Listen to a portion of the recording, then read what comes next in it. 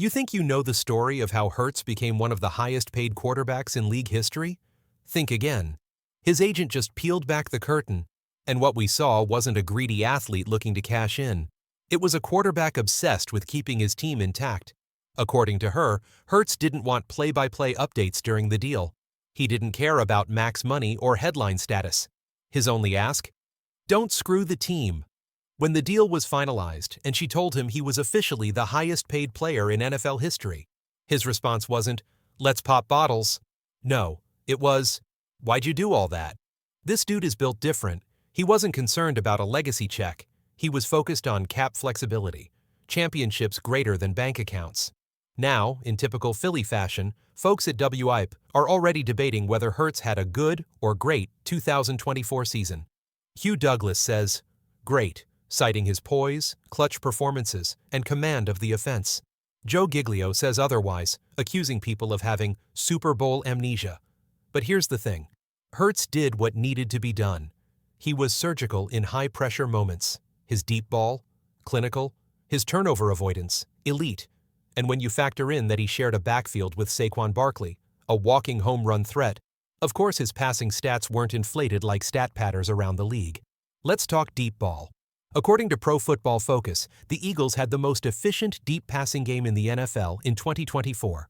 On throws of 20-plus yards, they completed 49.1%, tops in the league. Even more wild? They did it on just 57 attempts, the fewest of any top team. That's surgical efficiency. Who was on the other end of most of those bombs? None other than A.J. Brown, who PFF just named the number one wide receiver heading into 2025. Not Justin Jefferson, not Jamar Chase. A J always open Brown. When you dig into the numbers, it's hard to argue. Over the past 3 seasons, Brown leads the league in yards per reception, 15.1.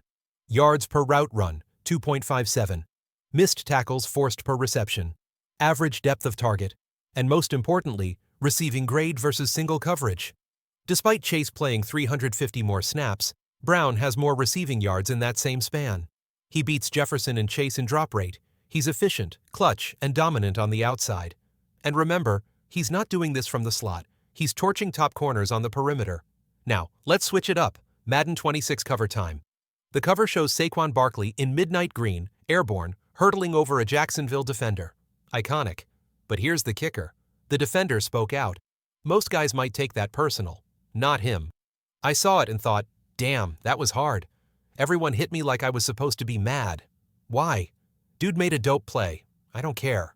He even joked that EA should have at least put his jersey number in the art. They better pay me for that. Straight up respect to the guy for keeping it real. Honestly, it adds even more to the moment. That play, that leap, that image. It wasn't just Saquon's coming out party. It was a statement. And speaking of Saquon, watch out for year 2. As he put it himself, if you thought year 1 was good, wait until you see year 2. That's not a threat. That's a warning. Now, a side note to stir the pot. Should the Link get a retractable roof? Some fans love the idea, especially since it opens the door for a future Super Bowl in Philly. But for many, the raw elements are part of Eagles' DNA. Rain, snow, freezing wind. We don't run from it. We embrace it. So if it happens, make it for the sake of hosting the big game, not comfort. Then there's the controversial PFF Center rankings, where Cam Jurgens didn't even crack the top 10. Over guys like Drew Dalman? Really? Zach Frazier? Be serious. The Eagles have the best offensive roster in football, and their center doesn't even make the cut. Some of these lists are laughable, and every year the same thing happens. Eagles get disrespected, then dominate.